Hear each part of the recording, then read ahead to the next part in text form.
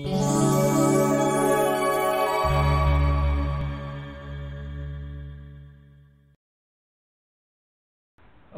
Assalamualaikum warahmatullahi wabarakatuh dan welcome back dengan kita kembali di sini alias saya alias Black Podcast dan tentunya membahas apa aja mau dalam mau luar apapun itu. Gitu.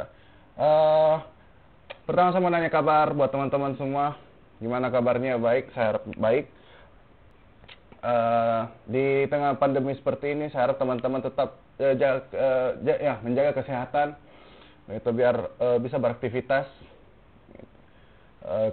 seperti biasa, mencari rezeki buat keluarga dan segalanya. Amin. Jadi pada video kali ini saya akan membahas soal ini kita kembali ke kota kita nih, yaitu kota Makassar. Ini tanah kelahiran sih sebenarnya. Oke, jadi saya akan menjabarkan sedikit sejarah-sejarah kota Makassar, mulai dari itu tadi sejarahnya gubernur pertama pada masa kolonial Jepang, pada masa kemerdekaan, dan bahas banyak termasuk kuliner segala macam. Oke, langsung saya tanpa basa-basi. Jadi kota Makassar itu dulunya bernama Kota Mangkasara. Itu dari tahun 1971 sampai 1999 secara resmi diperkenalkan sebagai Ujung Pandang. Itu ya, Ujung Pandang itu ibu kota provinsi Sulawesi Selatan pastinya. Itu. Makassar juga merupakan kota metropolitan terbesar di kawasan Indonesia Timur pada masa tersebut dan pernah menjadi ibu kota negara Indonesia Timur dan provinsi Sulawesi Selatan. Ya, itu.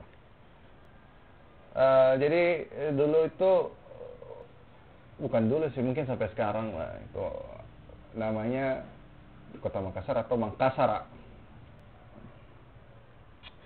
Dan Makassar ini terletak di pesisir barat daya Pulau Sulawesi dan berbatasan dengan Selat Makassar di sebelah barat.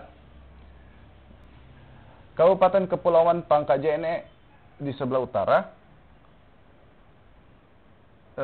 dan Kabupaten Maros di sebelah timur, dan Kabupaten Goa di sebelah selatan.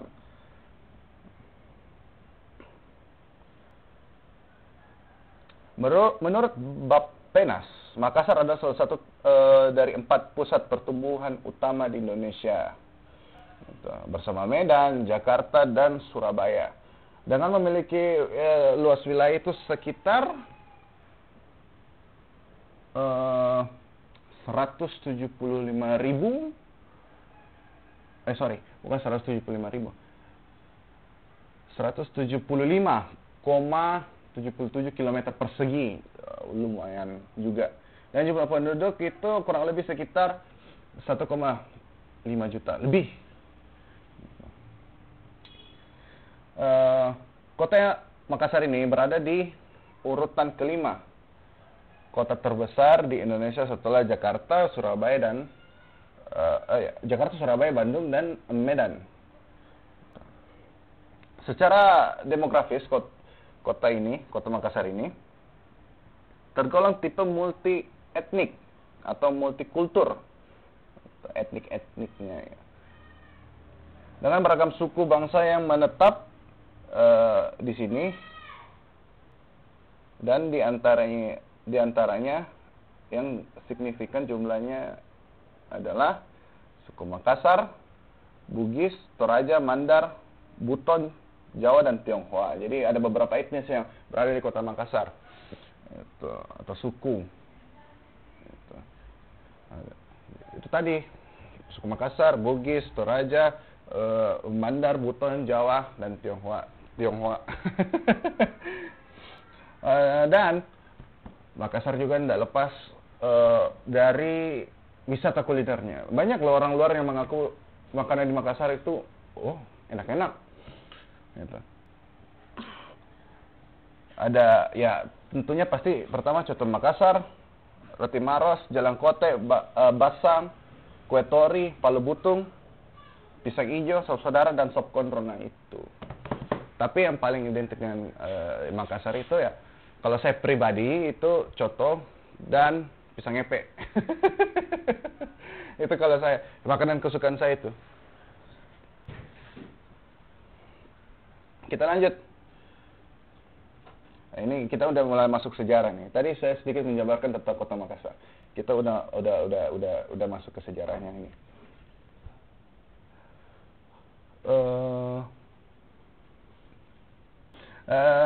Nama Makassar sudah disebutkan. Jadi dalam Pupuh 14/3 kitab Nagara Kretagama, Negara Kretagama. Karya Empu Prapanca, itu kitab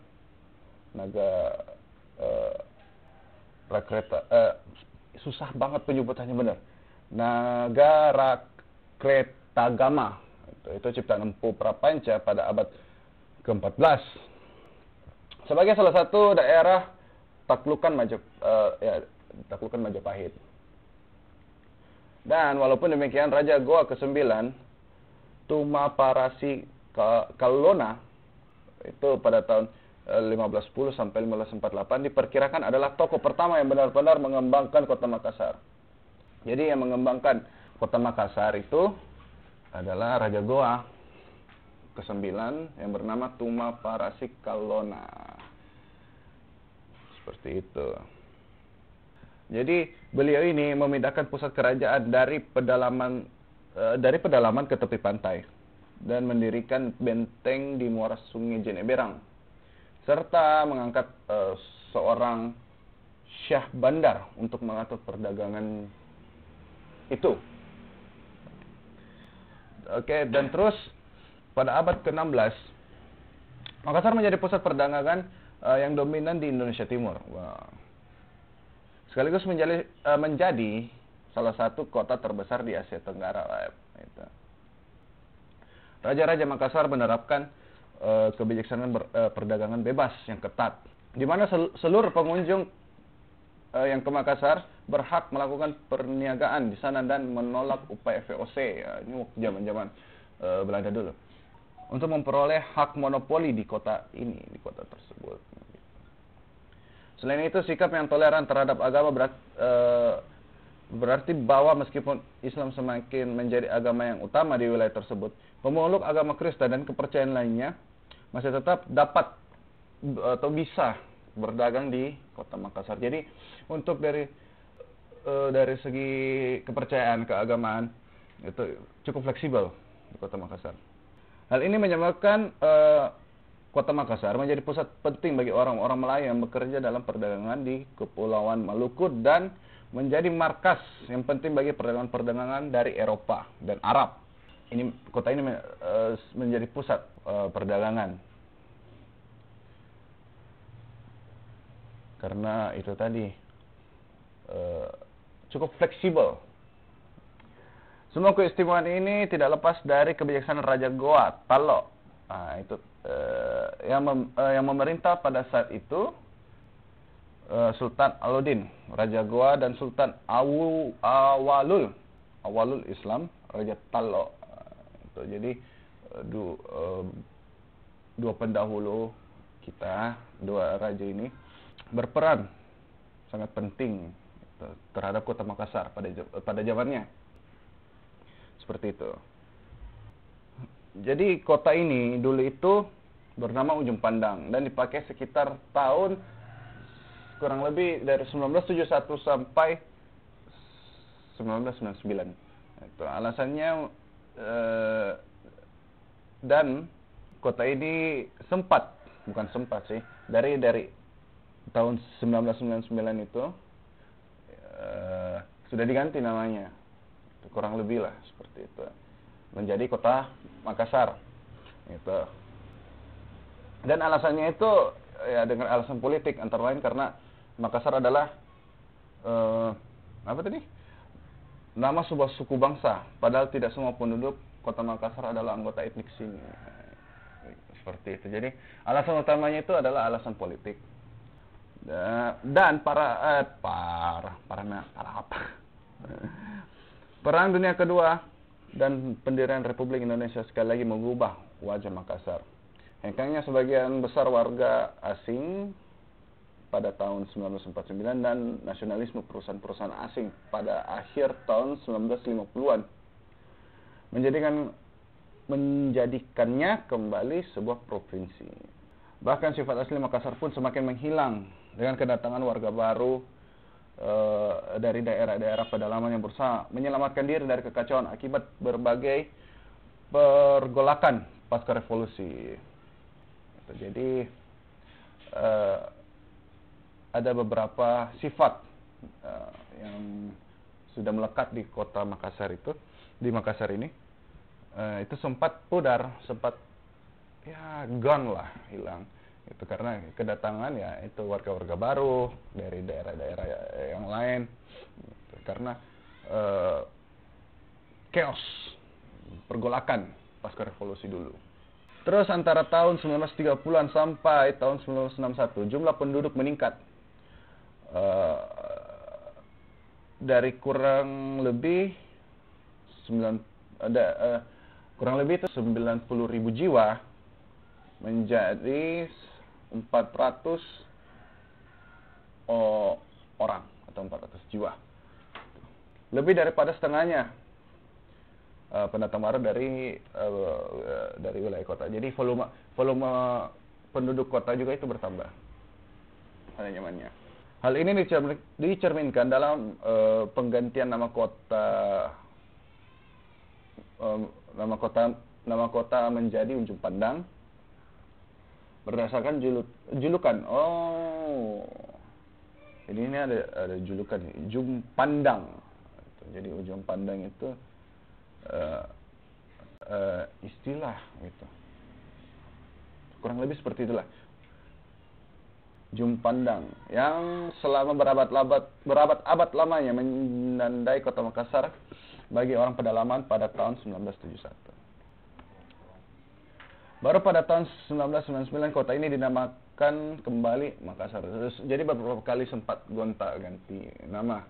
Dan pada akhirnya pada tahun 99 itu dipakailah digantilah nama dari Ujung Pandang atau Ujung Pandang menjadi Makassar. Tepatnya 13 Oktober berdasarkan peraturan pemerintahan nomor 86 tahun 1999. Nama Ujung Pandang dikembalikan menjadi Kota Makassar dan sesuai undang-undang pemerintahan UUPD atau disingkatnya kepanjangan. Luas wilayah bertambah kurang lebih sekitar 4 mil ke arah laut. Itu kalau jumlahkan 10.000 HA. Dari 10.000 AH menjadi 27.577 HA. Oke, mungkin dengan saya menjelaskan atau memberitahu sudah menjadi penutup atau di penghujung pertemuan kita pada video kali ini. Dan tidak bosan-bosannya saya menyampaikan ke teman-teman,